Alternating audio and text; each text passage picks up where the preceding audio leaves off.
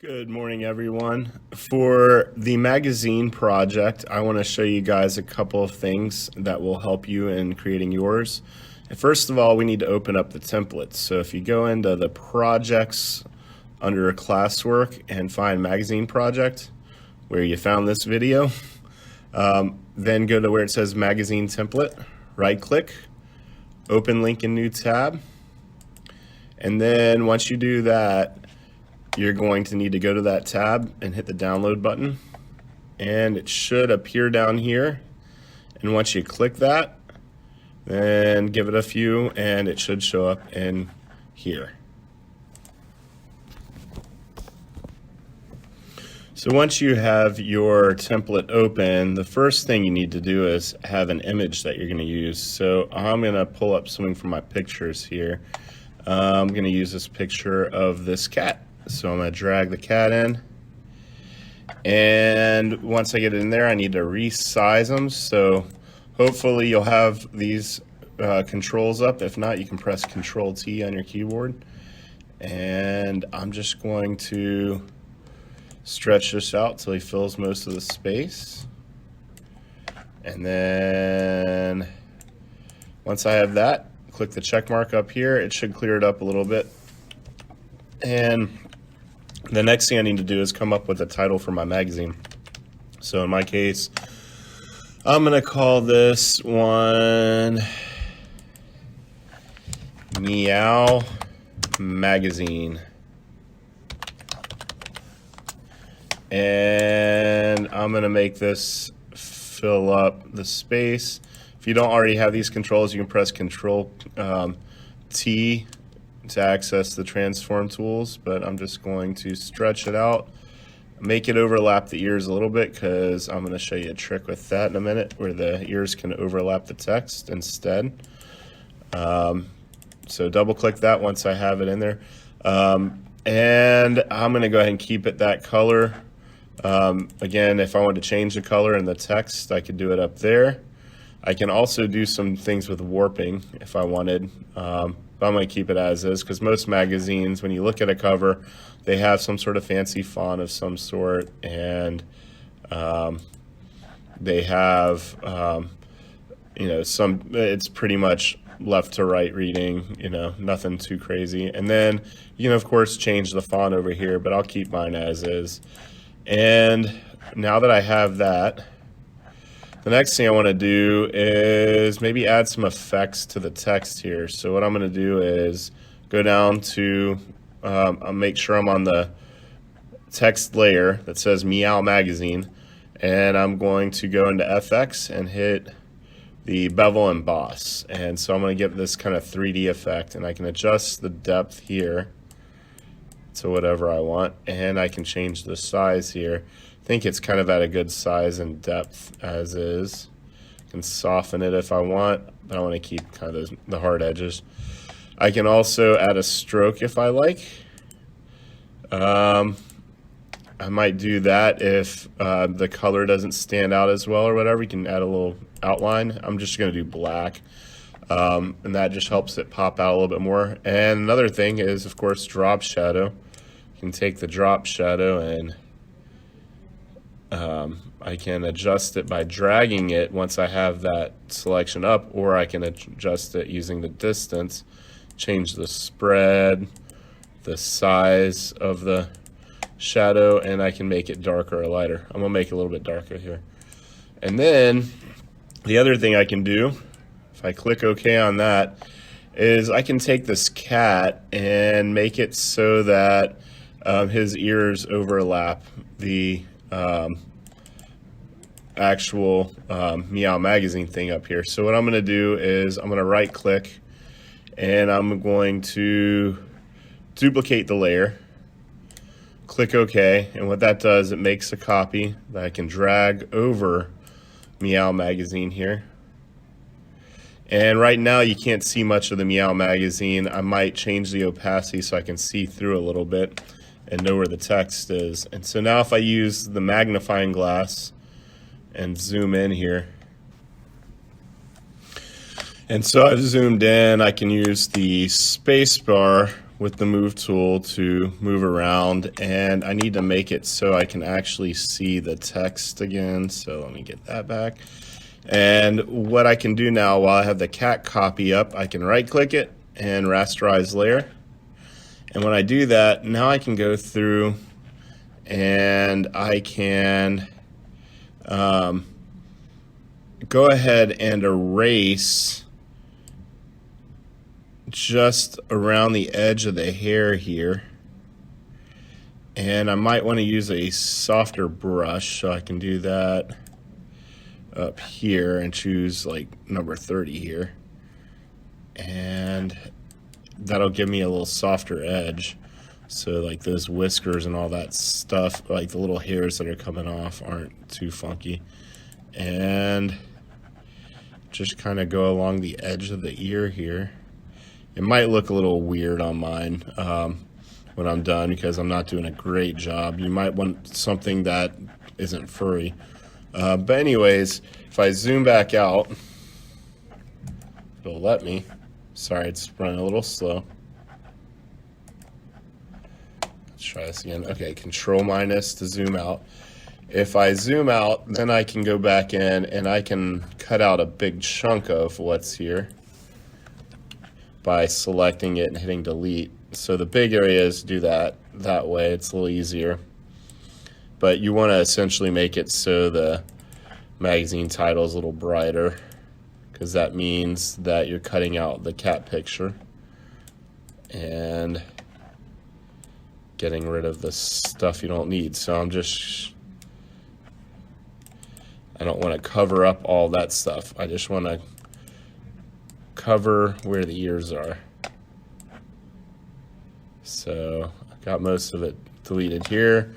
And as before, I'm just gonna go back in and try to trim it close using the eraser to the fur on the cat. So do that right there. Just trying to make the letters. Wait, I just want to make the cat ear come over it, not the. There we go. And the head's good there too. And once I've kind of cleared that out, in a second we'll take a look at it and see what we got. Whoops, didn't mean to do that. I also recommend not doing it all in one motion and just completely making it so you can't undo.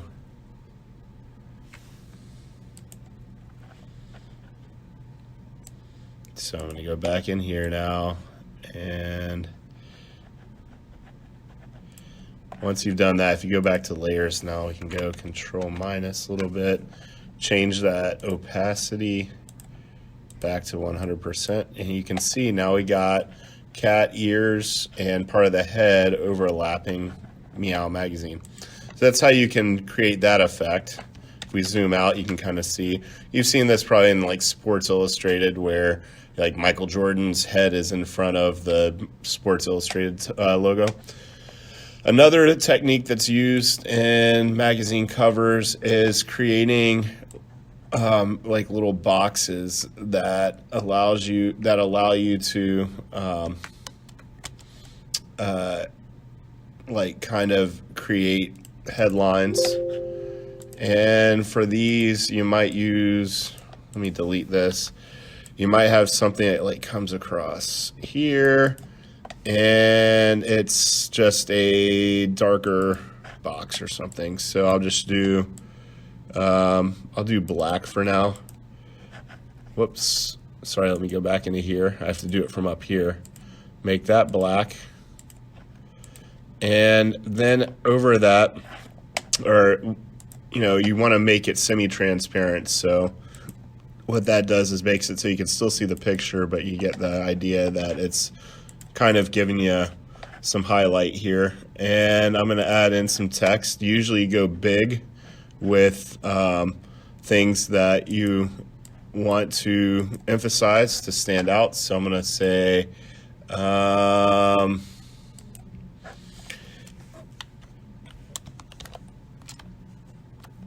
I'm gonna make the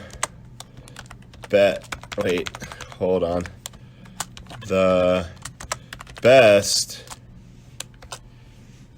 cat treats. I don't know, just making up something here. Highlight that. Sorry. Let me try this again. And I need to actually make it so my text is a little closer together. So I'm going to go to my character window panel, and that way I can adjust the line spacing. So I'm going to do that there, the leading. And once I've done that, I can shrink it down a little bit. And I can double click, and then I can add like something like a little page number down here, page 23, and I can enter that and then put that down there. So got that. And you can do different effects as well. So I can go back into layer just like I did with the title, and I could add like a drop shadow to best cat treats and make it so it darkens a little bit. I can add a bevel if I want. I don't want to do that though. You can do a stroke. The stroke I'll do, maybe I'll use the pink there.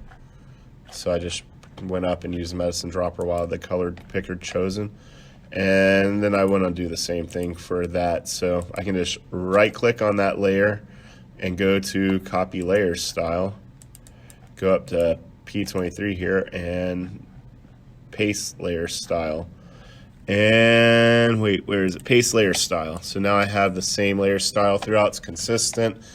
I might add another one, so I can do something like this, and I can, if I want to use the same style, I can make a copy of it and do long hair,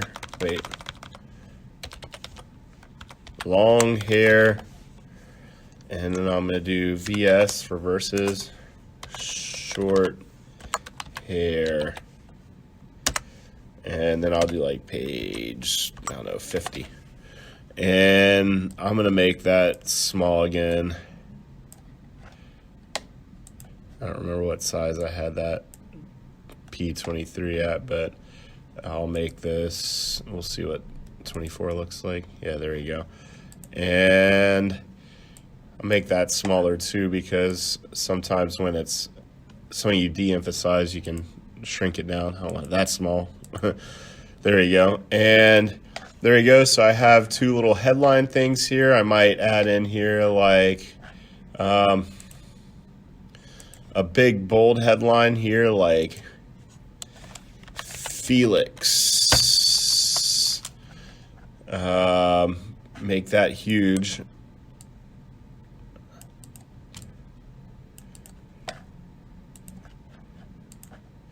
And then I'll do underneath cat of the year.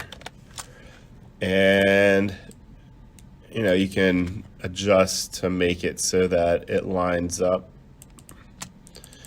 And again, I need to make this stand out more, and I'm going to change the color. I'm going to actually go with the pink theme here.